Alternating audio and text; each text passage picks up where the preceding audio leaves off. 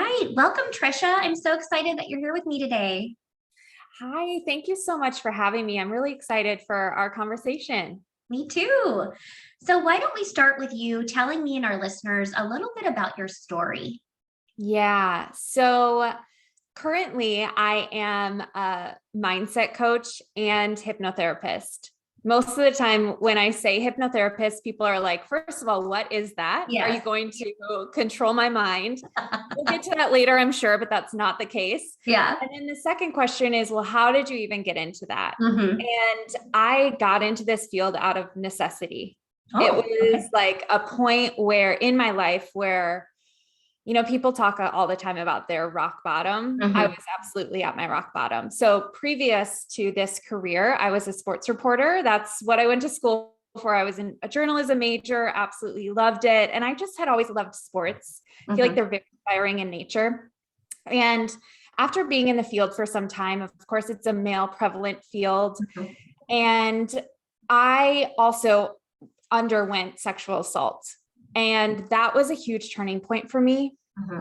And eventually, I did stay in the field for a little bit after that.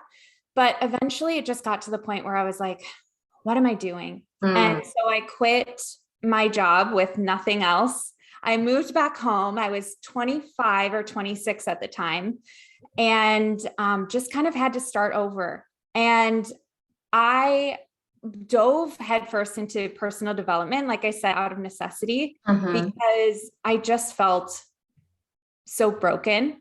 And Wow. I was just trying to figure out, okay, well, if I'm going to get another job, whether it's in sports or whether it's in something else, I have to make sure that I'm okay first. Absolutely. And so it was through podcasts. That's why I love the podcast platform. It was through podcasts, through books, through courses that's where I really started to kind of heal myself as well as therapy. But through a podcast, that's actually when I first heard about hypnotherapy. And at first, as I'm sure some of the listeners are probably like, what is that? Right. That was my completely candid response as well. Yeah. It sounds like something that you would do, like, if you get your psychic reading or something like that. Yeah. Yes, yes. But for whatever reason, that podcast just popped on my phone. And it was almost like I think I finished an episode and then it just went straight into that one. Hmm. And I just continued listening, and Mm. something in that was like, whoa, okay, this is definitely, there's something here. So I decided to try it through recordings. I didn't even go to a Mm. hypnotherapist at first. And I saw such an improvement in Wow. my life that's when I decided, okay, there's something to this. And then that's when I got certified for both life coaching and hypnotherapy. Now that's That's what I do for a full-time career. That's an amazing story. I think a lot of times you just never know what your next step is in life. And just by listening to a simple podcast or reading an article or hearing someone's story like today and sharing your story, someone will be like, wow, that sounds interesting and intriguing, and take a look and see, what that's like. What has this year been like for you with COVID? I mean, I know with a lot of coaches, they've had to pivot a little bit and pivot their business model. But for you in general, has it brought back any of your trauma from previous? What have you done with your business as far as COVID and pivoting, if you've had to at all? Yeah. So the biggest pivot, of course, with COVID, at least in my business, has been moving online, which Hmm. has actually been really great Hmm. from the client perspective as well, because the main thing with hypnotherapy is you want people to be comfortable and Right. relaxed. Right. But when they're in their own home, they're so much more comfortable and relaxed. As far as bringing up some of my own traumas, I feel like me personally, I'm just in this field where I'm always continuing to learn and grow and expand. Right. And with that, I feel like that is inviting these Hmm. next initiations. So I'm Hmm. always working through something, Hmm. but I do really feel like I now have the tools to kind of like move through that instead of feeling, Stuck. before like I was Yeah. at my rock bottom. Yeah. So the biggest thing for me has been moving online, but like I said, it's actually been really beneficial for clients. Well, and like what you said about them being comfortable and feeling comfortable, and where else could you feel comfortable than your own home? But I'm sure it took a little bit of pivoting and like instructions and what to do versus having someone face to face. So I can imagine that's a little bit of a struggle. In talking with you before and seeing you today, we've talked a little bit about being a high performing female, being very driven, a very resilient person with all of the things that you've been through. What expectations, if any, did you place on yourself regarding this year versus last year with COVID? Were you like, okay, I tackled this last year, but this year I really, really want to do this? What expectations, if anything, did you place? Yeah, that's a great question. So interestingly enough, I feel like my whole life, I've really had that high performance mentality. And I still very much do. But similar to your story, it led to burnout and it led to me just feeling unfulfilled. So this year, my biggest goal is to achieve more by doing less. Yes, yes. Which sounds so counterintuitive. I know. And it's been really uncomfortable. Like a part of me, when I sit and kind of follow the flow of my business, it's like that part of me is activated and I'm like, wait a minute. Okay, I have to do more, or I have to do something. Right. So it's like building that habit of allowing myself to just follow those like intuitive punches, follow the flow. And what I'm noticing is that when I have my biggest successes in business, it's when I'm so in the flow. Nice. It's like when I don't even try. Right. Isn't that funny? It seems like you're trying to push a boulder up a hill and you're like, this worked for me in my corporate life, or this worked for me in my other life. And if I work harder, I push harder and I go, go, go, but then nothing happens. And then it's in the release, or it's in the, like you said, the flow, or the moments when you're not in that hectic, frantic moment, that energy just really smooths out and is less frenetic, I would say. I think the biggest challenge as a single business or a small business is, re-entry right back into COVID. So used to being around so many people, having coaches around you, having customers around you, clients around you, friends and family, and then you're withdrawn and having to be isolated. As we kind of move into the last phase of COVID, hopefully, right, when we're going into more flu mode, what are you doing for reentry? What kind of things or dialogue in your mind, your brain, are you sharing with your clients about what the best way is to kind of reenter into life again? Yeah. So advice for them into reentry, or what am I doing for my business? Oh, yeah. Yeah. So for my business, what I really want to do is, you hear the advice all the time, like really follow what lights you up or follow your passion. Right. And for me, of course, what I do is so deeply tied to what I'm passionate about. And there's also a part of me that the reason that I went into sports was because I'm so passionate about sports and just about movement and being outside and being in nature. So what I really want to build as we're kind of re-entering into hopefully some sense of normalcy is tying the movement or nature piece with the hypnotherapy and with the mindset. Yes. So like getting together a group or a community where we take hikes, and then at the top of the mountain, then we have like this mindfulness practice or group hypnosis or something like that. And yeah, as far as for my clients, a lot of them do struggle with some of the anxieties of getting back into being around people. And I guess what I work a lot with them on is finding those practices that really ground yourself first, whether that's taking breaths or closing your eyes. Another practice that's really powerful is actually visualizing yourself as if you're already there. Yeah. So that it signals to your mind like, oh, okay, I actually know how to do this. Or even if you don't know how to do it, can you imagine how to do it? Right. And so then once you're in this situation, then it's like, oh, actually, I know what to do. I know how to function in this. And it's also just helpful to kind of have like a groundful mantra or affirmation that you say to yourself. Good, You don't yeah. have to say it out loud. Right. But you can just say to yourself like, oh, okay, I'm safe, or I'm Mhm. calm, or I choose to be present right now. Yeah. And that can just move mountains, really. Absolutely. How do you go about though? I mean, we all hear, it's a choice, to move forward. You have to hit rock bottom before sometimes you see the light. You have to have a mantra. What would you say to our users about how do you go about getting a mantra, right? It seems like such an easy question for people like you and I who do this day in and day out. But if someone says, okay, first of all, how would I even go about knowing what my mantra is? What would you say to them?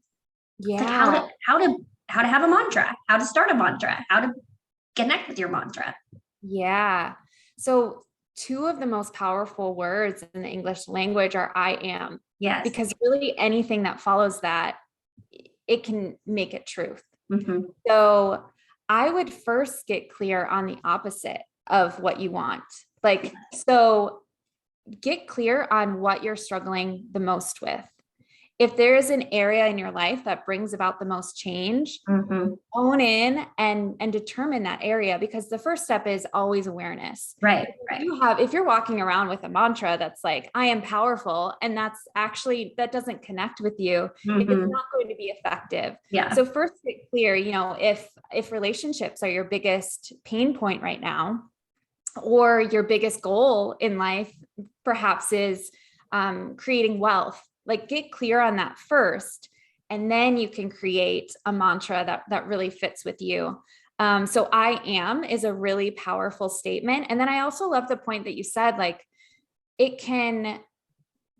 you also have to make it believable, where especially if you're not, when you're in the theta brainwave state, which is the hypnotic state, Mhm. you're actually, your subconscious is more open to suggestions. Mm. But when you and I are talking, if I say something to you like, oh, you are successful, or you are beautiful, if there's something that is a mismatch Mhm. in your belief systems, you're automatically going to reject that. Oh, interesting. So when you're creating this affirmation to yourself, at least if you're saying it to yourself consciously, which can be effective, Mhm.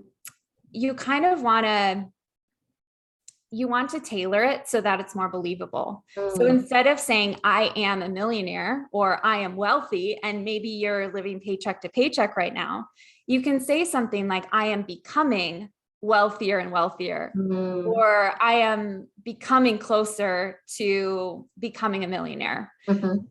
or I am choosing to believe Mhm. that I am a wealthy person, Yeah. or, something like that, to make it a little bit more believable. Mhm. The biggest thing with affirmations is you actually want to make them present. Mm. So it can be easy for you to say, oh yeah, I will be a millionaire, or I will be successful. But according to the subconscious, it only can register the present moment. So if you're always saying, I will be a millionaire, Yes. tomorrow never comes. Right. So you'll never be a millionaire, according to the subconscious. Good point. Yeah.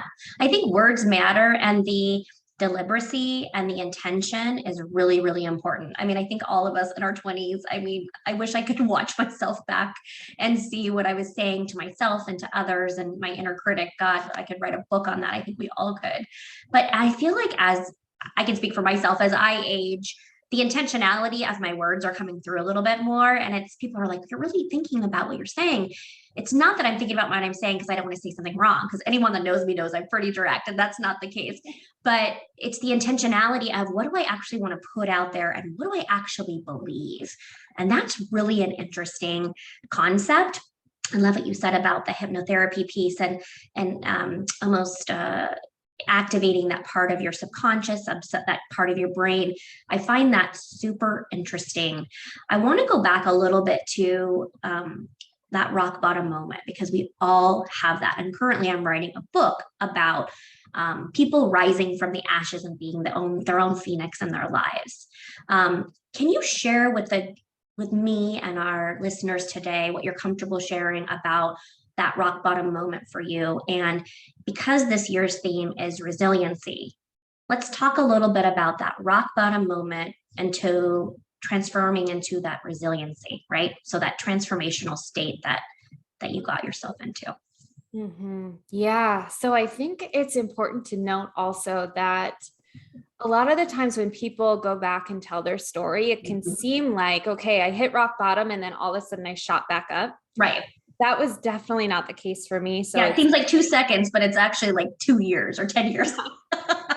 Yeah. Yes. And there were so many moments in that when it was, okay, I'm on the up and up, and then all of a sudden then you crash back down again. Yep. It's definitely not linear. Yeah. But I would say, even before, if I were to pinpoint my rock bottom moment, it's even hard to do so because there was such a lead up to it. You had talked about your inner critic before.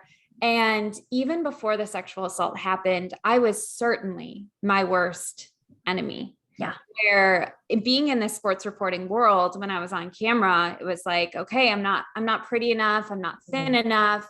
I'm not good at my job. I'm stumbling over my words. I'm not confident.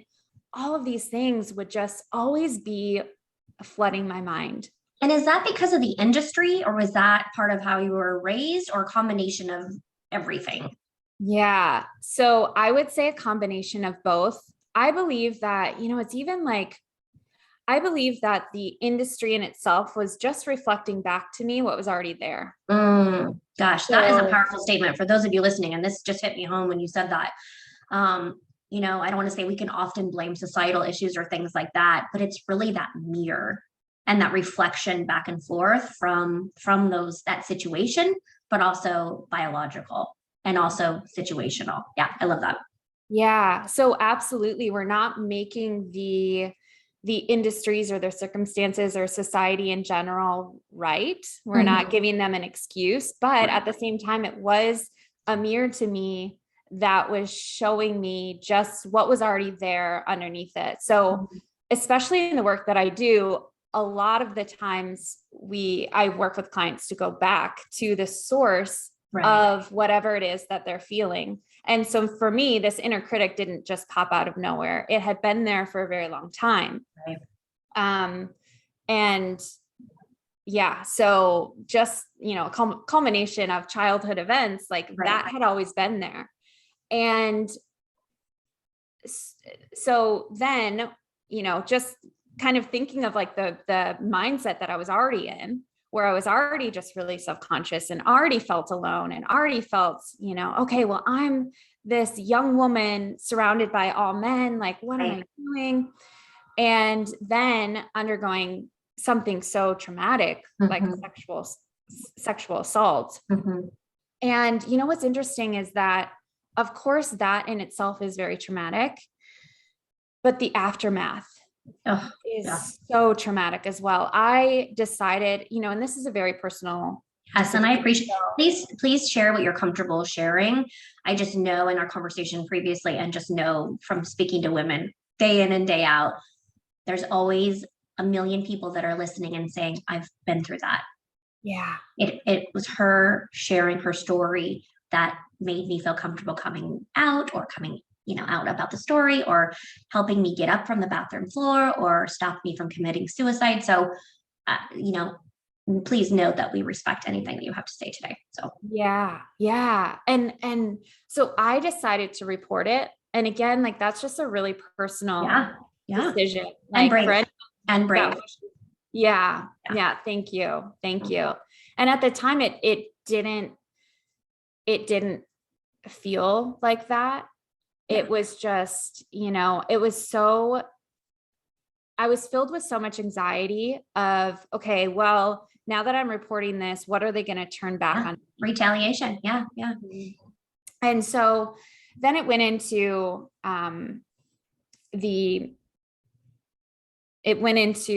we didn't actually go to like a court case because it was settled before then. But I mean, the legal process was over 1.5 years.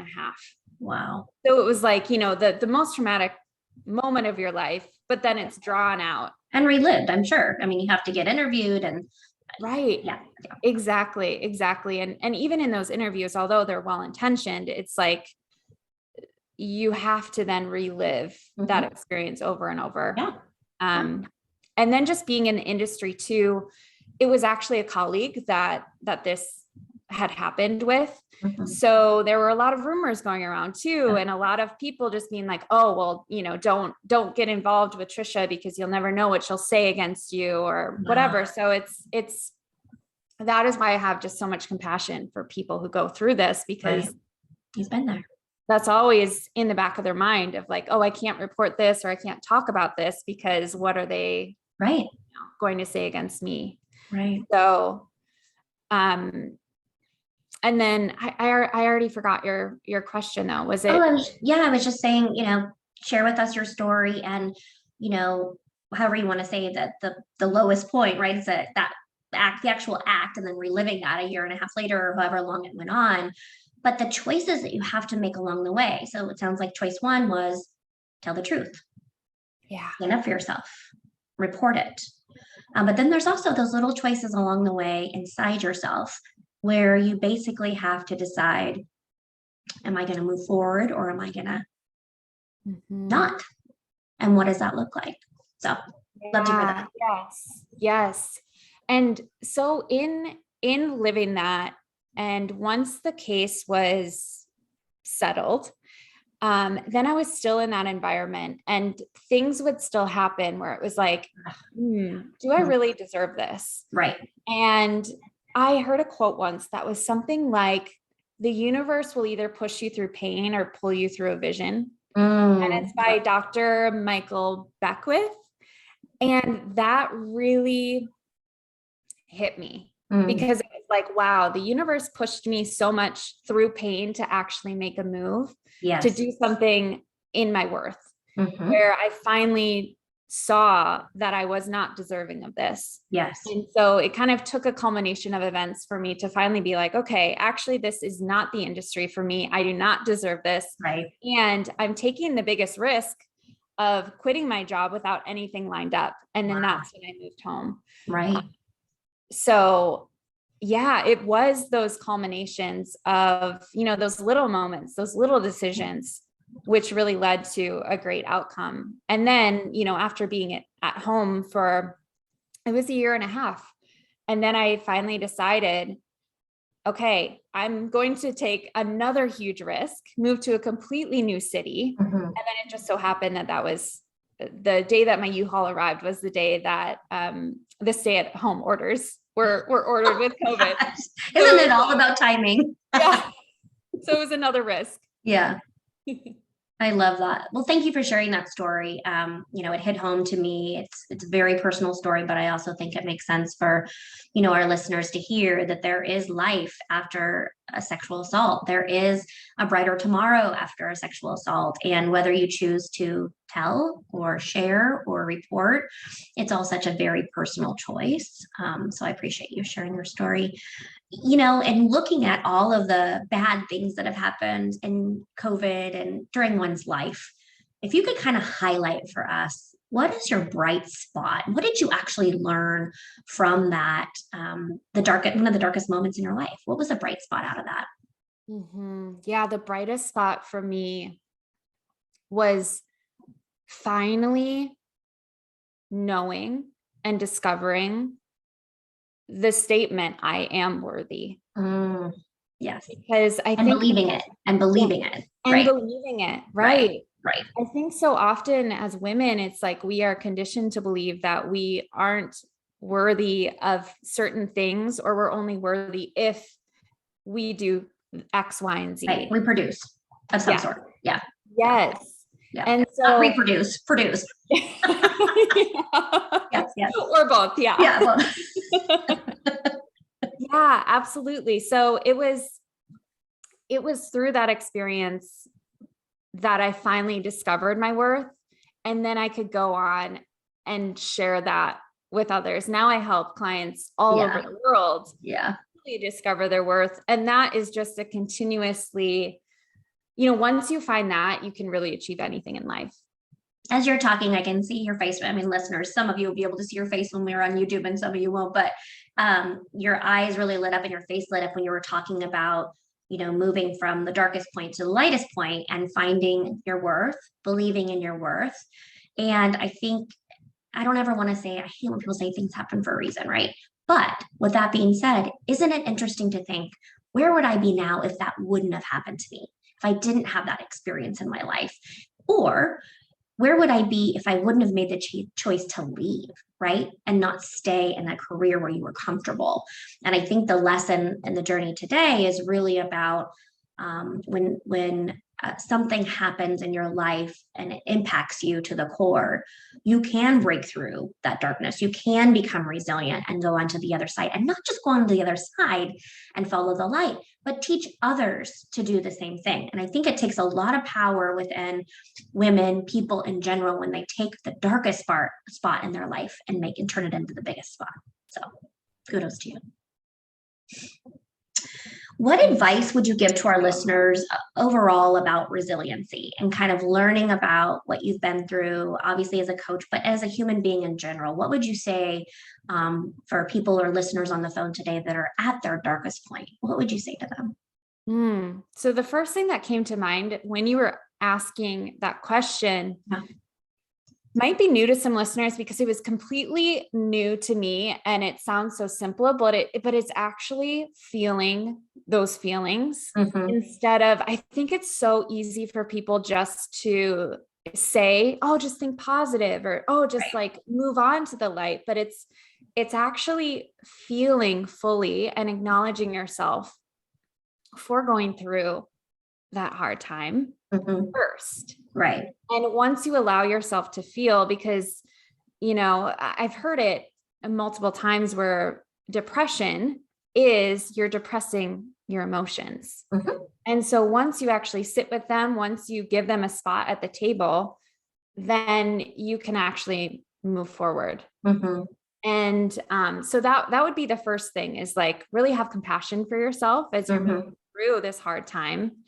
And then, are there little moments in your day or little decisions that you can make that would be in alignment with moving forward, whether that's like just a half step forward, right, or finding some sense of joy in your life and really connecting to that. And then soon enough, those little steps will add up to an incredible You'll be walking.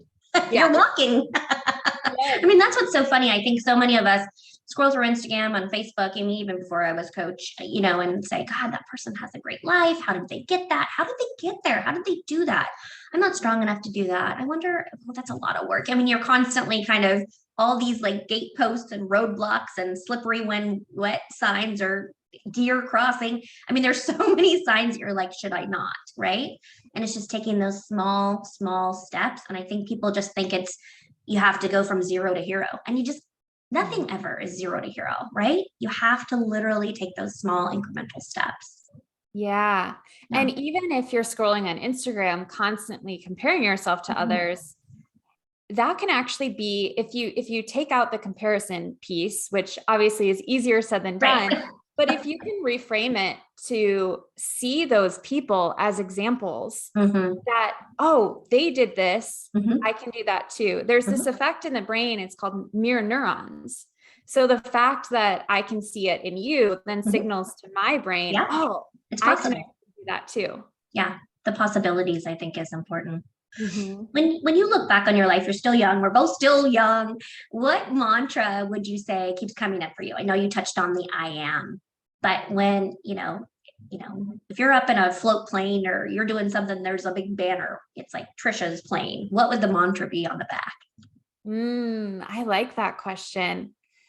So one that I always say to myself, and I know that I'm speaking a lot about worth, but I really believe that is like the core of, especially when I work with clients, it's like, okay, if they're working on weight loss, if they're working on confidence, if they're working on public speaking or sports performance or making more money, it all comes back to this sense of self-worth. Yeah. So for me, like I always just, close my eyes and just say to myself, I'm worthy and I know that I'm enough. And I believe that I'm enough. So that's what I would say. I mean, my plane would all be about the self-worth, self-love, love plane for sure. Anyone What that color wants would it to, be? What's your color? What's your like creative color if you could pick it? yeah, blue, absolutely. Okay, so sky blue plane and a sky blue world with I am worthy, I am loved, I am enough. That's perfect. I love that. Wouldn't that be cool if we could just have planes that just instead of like Instagram quotes, it would just be a bunch of planes in the sky that said all these really cool things. Yes. Well, we're shifting a little bit to the fun part of the podcast. That was not the fun question, but here is a fun one for you. If I could tell you that you could only live one place in the world for the rest of your life, and I gave you a one-way first class ticket to get there, where would you choose and why? You have to live here, by the way. Oh, this is so difficult because if anyone, it's like, it's always like you have to connect your why. Like, why do you want this goal? And for me, whether it's like success or money or legacy or whatever, it's always like, or freedom, it's always like, oh, I just want to travel. And so I'm like, oh, here you go. Yes. So I studied abroad in Italy. Ooh. And I absolutely loved it there. So I would say Italy. Ooh, that sounds so good. Tell me about the food. Would you go because of the food or just because of the culture? Like, what do you love about Italy? Yeah, I did love the culture. It was just, people were just so friendly. The food, amazing, of course. Yeah. I mean, how can you go wrong? I don't know one person that doesn't like pasta. I mean, I have yet to meet them. Yeah. The weather, like being by an ocean. Oh, yeah, all of it. I just love the European vibe. Yeah, that's cool. Awesome. Okay, so question number 2, a little more reflective in nature. What is one thing that you would love to learn to do, but you are scared shitless to try?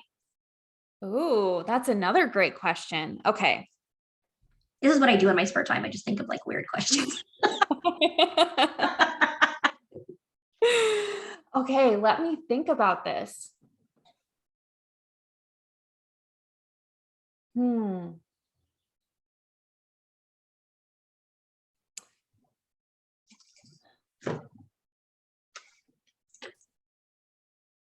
So I would say, I mean, there's so many things that I want to try. And it's like, it's always the fear that gets in the way, right? Yeah, that's what I said. Scared shitless to try. Breaking through the scared shitless.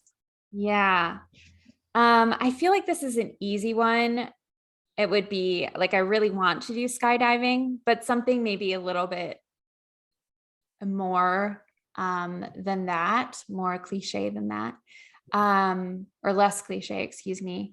I would say my ultimate dream in the world is to become a speaker, especially for like, my ultimate dream would be the US women's national team, like just be like a speaker for them. Yeah. But it's also that, I mean, that scares me shitless. It's like, okay, then it's always the questions of like, well, who am I to do that? Or do I have enough education? Do I have enough experience? Yeah. But yeah, so it's just getting more into speaking. I think you'd be fabulous at that. I think the origin of your story, the past career that you had, the previous career that you had, and just your rock bottom moment. I mean, that couldn't be more empowering and confidence building in athletes. There's so much sexual assault in the sports world, in the entertainment industry. So I encourage you to tap into your mantra of I am worthy and I am strong and I can do it, and do it. I'll hold you to it. Maybe 1 year from today, I will ask you how your first engagement was. Yes. Oh, thank you so much. Absolutely. I just want to thank you, my friend. Time is up for today. It goes by so fast. Thank you so much for sharing your story. Your vulnerability touched me so much, and I know it made a difference and impact to our listeners. I think the work that you're doing in this world to really tie it all together. And I love what you said about all roads really lead to self-worth, whether you're trying to lose weight or you're trying to make more money or you're trying to pivot in your life. really it all comes down to the foundation of who are you from within.